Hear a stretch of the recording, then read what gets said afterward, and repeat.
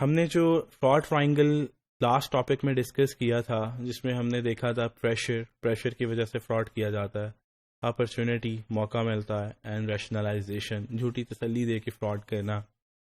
تو اب ہم اس کے ایگزامپل دیکھتے ہیں جو کہ ریئل میری پریکٹیکل بیس ایگزامپل ہے جس کیس کو میں نے انویسٹیگیٹ کیا تھا. ایک آرگنائزیشن تھی جہاں پہ ڈفرینٹ یونٹس بنتے تھے، اس کے بعد ڈفرینٹ کیٹیگریز میں وہ کام کرتے تھے. وہ ایگریکلچر سیکٹر بھی تھا، اس میں ٹیلی کام سیکٹر بھی تھا، مطلب ایک ڈفرینٹ کمپنیز کی ایک بڑا گروپ تھا. وہ اس میں کیا ہوا، وہاں پہ پالیسی تھی کہ جتنے بھی ڈائریکٹرز تھے انہوں نے دن میں آدھا گھنٹہ رکھا ہوتا تھا فرسٹ ہاف میں کہ 10:30 سے 11 بجے چیک سائن کرانے ہیں، اور ایک آدھا گھنٹہ شام کو رکھا ہوتا تھا کہ 3:30 سے 4 کے درمیان چیک سائن کرانے ہیں. ٹھیک ہے، تو وہاں پہ 2-3 لوگ اسپیسیفکلی تھے، تو جتنی پیمنٹ سائن کرانی ہوتی تھی وہ جاتے تھے صبح آدھے گھنٹے میں اور شام کے آدھے گھنٹے میں. تو آبویسلی بڑا سیکٹر تھا، ڈفرینٹ کمپنیز تھی، تو چیکس بھی ایک دن میں شاید 100 چیکس بنتے تھے جو روز کے روز سائن ہوتے تھے.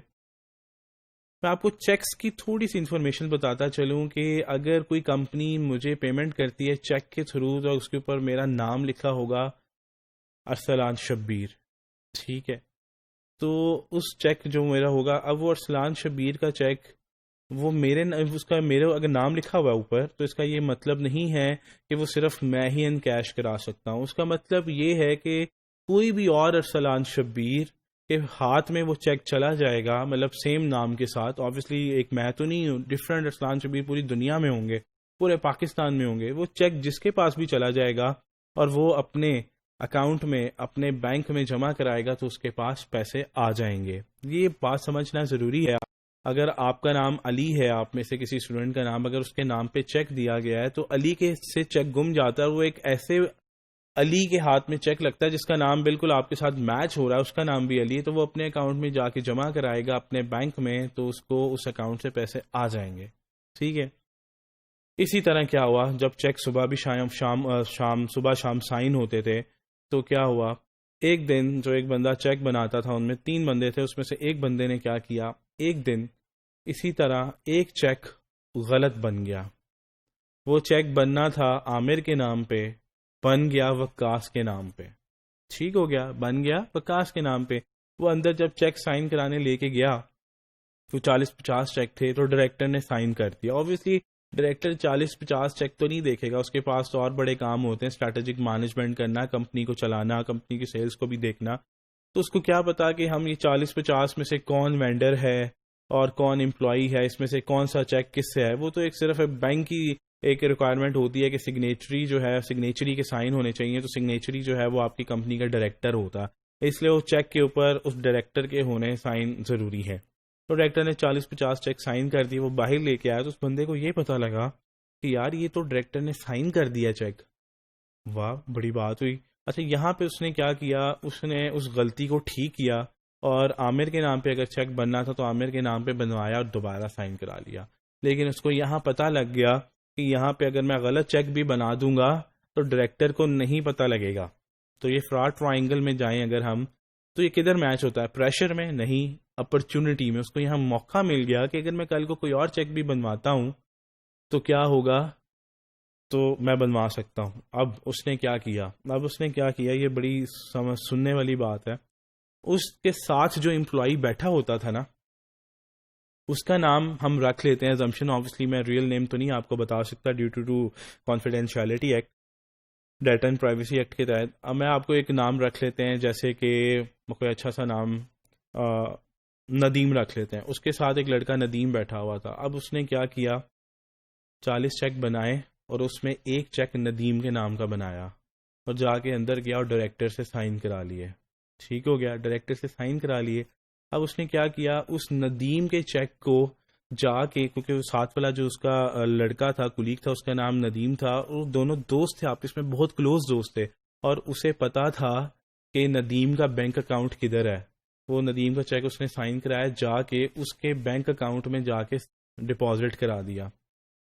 یہاں تک آپ کو سینیریو سمجھ آ گیا. تو اس کے جو ساتھ والا کولیگ تھا، اس کا نام تھا ندیم، اس نے ایک چیک بنایا ندیم کے نام کا اور ڈائریکٹر سے اس نے سائن کرا لیا. اور جا کے اس کے بینک اکاؤنٹ میں جا کے ڈپازٹ کرا دیا. اور آ کے ندیم کو کیا کہا, ندیم کو نہیں بتایا کہ میں تمہارے اکاؤنٹ میں چیک جمع کرا کے آیا, اسے یہ بتایا کہ یار میرے نا کچھ پیسے آنے ہیں باہر سے, میرے بھائی نے بھیجنے ہیں, تو میں نے تمہارا اکاؤنٹ نمبر دے دیا ہے, تو نا میرا آج کل ان ایکٹیو ہوا ہے, تو تمہارا دے دیا, تو پیسے آئیں گے نا تو تم مجھے دے دینا. تو ندیم آبویسلی دونوں بہت کلوز فرینڈس تھے, تو کیا ہوا, اس نے کہا ٹھیک ہے. وہ کیا ہوا, 2 دن بعد جب چیک کلیئر ہوا, اس کے اکاؤنٹ میں پیسے آئے, اس نے پھر لا کے اس کو دے دیے.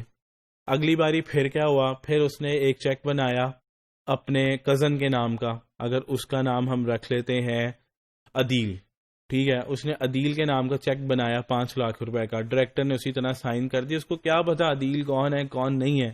اس نے عدیل کے نام کا چیک بنایا, جا کے اپنے دوست, ایک اور دوست تھا اس کا عدیل کے نام کا, اس نے عدیل کو کہا, عدیل نے اپنے اکاؤنٹ میں جمع کرایا, اور جب پیسے آئے, اور اس کو بھی یہی کہا کہ یار میرے پیسے آنے ہیں باہر سے, تو میں تمہارا اکاؤنٹ نمبر میں نے دے دیا, میرا ان ایکٹیو ہے. عدیل نے کہا ٹھیک ہے. جب عدیل کے اکاؤنٹ میں پیسے آئے تو عدیل نے لا کے پھر اس کو پکڑا دیے. اسی طرح اس کا ایک اور کزن تھا, اس کا نام تھا وکی. اب اس نے کیا کیا, وکی کے نام کا ایک چیک بنایا, کیونکہ اسے پتا لگا ڈائریکٹر کو تو پتہ ہی نہیں, جتنے مرضی چیک سائن کرا لے. اس نے وکی کے نام کا چیک بنایا, تو جا کے وکی کو بھی سیم سٹوری سنائی کہ میرے بھائی سے پیسے آنے ہیں, تو نا پلیز یار وہ نا مجھے آئیں گے تو دے دینا. تو وکی کے جا کے اکاؤنٹ میں جو ہے نا وہ جا کے ڈپازٹ کرا دی, وہاں سے پیسے ہے تو وہ لے لیتا. پتہ کب لگا, اب یہ تھا اپرچونٹی, مطلب ویک انٹرنل کنٹرول سے کوئی اس کو چیک نہیں کر رہا تھا, وہ بس کرتا جا رہا تھا. اور یہ کام وہ بندہ 2 سال کرتا رہا, ہر مہینے وہ ایک چیک ایسا ضرور سائن کراتا تھا. اب دیکھیں روز کے 100 چیک ہونے ہیں, تو مہینے میں تقریباً آپ کہہ سکتے ہیں مطلب 2 سے 3 ہزار چیک سائن ہوں گے ایوریج ہم دیکھیں. تو اس میں سے اگر وہ ایک چیک 5 یا 6 لاکھ روپے کا یا 8 لاکھ روپے کا وہ غلط بھی سائن کرا لے, تو کیا پتا. وہ اس کی عادت اچھی تھی کہ وہ مہینے میں ایک چیک کراتا تھا. اب ہوا گیا, بینک نے کہیں فنانس ڈپارٹمنٹ نے بینک کو انسٹرکشنز دی کہ اگر ہمارا چیک کوئی 3 لاکھ سے اوپر کا آیا تو آپ نے اس کو نکالنا نہیں ہے. یہ فنانس مینیجر کو نے ایک بینک کو انسٹرکشنز دے دی. تو بینک نے کہا ٹھیک ہے, اگر 3 لاکھ سے اوپر چیک آیا تو میں آپ کو, بینک نے کہا کہ میں آپ کو بتا دوں گا. اب وہ جو فراڈ کر رہا تھا وہ بیسیکلی فنانس مینیجر نہیں تھا, اس کا جونیئر تھا, ٹھیک ہے. تو یہ بڑی حیران کن بات ہوئی. اب اس نے اس لڑکے کو نہیں پتا تھا, جونیئر کو, کہ میرے فنانس مینیجر نے انسٹرکشنز دے دی ہیں بینک کو کہ اگر ایک 3 لاکھ سے اوپر کا چیک آیا تو آپ نے ہمیں بتانا ہے. اس کو نہیں پتا تھا. اس نے اسی طرح 6-7 لاکھ روپے کا ایک چیک بنایا, چیک بنا کے سائن کرایا, جا کے بینک میں جمع کرایا. اب اس نے یہ چیک کیا تھا, ندیم کے نام کا بنایا تھا. تو وہ اس کے جو ساتھ والا کلیگ تھا, بینک میں چیک گیا تو بینک والوں نے سیدھا کا سیدھا فون کیا فنانس مینیجر کو کہ آپ نے تو کہا تھا ہمارا 3 لاکھ سے اوپر کا چیک نہیں آیا, اور اگر آیا تو ہمیں بتا دیں. تو آپ کا 8 لاکھ روپے کا چیک آیا ہے, تو اس کو کیا کلیئر کرنا ہے. فنانس مینیجر نے کہا نہیں, ایسا تو کوئی چیک نہیں میں نے دیا, ہمیں تو پتہ ہی نہیں, ہم نے تو کوئی چیک نہیں دیا. پھر وہاں سے انویسٹیگیٹ ہوا, فنانس مینیجر نے اپنے جونیئر کو بلایا کیونکہ اسے پتا تھا چیک وہی بناتا ہے, بلایا اور اسے انویسٹیگیٹ کیا تو پتہ یہ لگا کہ جی یہ اس نے فراڈ کر رہا تھا. تو دس از دا فل اسٹوری آف فراڈ. کس طرح سے فراڈ ہوتا ہے میں آپ کو بتاتا چلوں. یہ بھی یاد رکھیے گا کہ جب فراڈ ہوتا ہے تو کوئی بام بلاسٹ نہیں ہوتا, آپ کو کوئی بڑی خبر نہیں ملے گی. یہ اسی طرح ایک سرپرائزنگلی سامنے آتا ہے. اس لیے آرگنائزیشنس کو چاہیے کہ وہ اپنے کنٹرولز کو اسٹرانگ سے اسٹرانگ کریں. وہ بس کہتے ہیں کہ تھوڑے سے پیسے سیو کرنے کے لیے اپنی آرگنائزیشن کو بڑے رسک میں ڈال سکتے ہیں. تو یہ تھی آپ کی best example of fraud triangle, اور اس میں خاص طور پہ اپرچونٹی کی. ٹھیک ہے, تو اپرچونٹی اس کو ملی, پہلے تو اس نے اوکے کر دیا, چیک اس نے ریورس کرا کے ڈال دیا, لیکن اس کو پتہ یہ لگ گیا کہ میں اب فراڈ کر سکتا ہوں.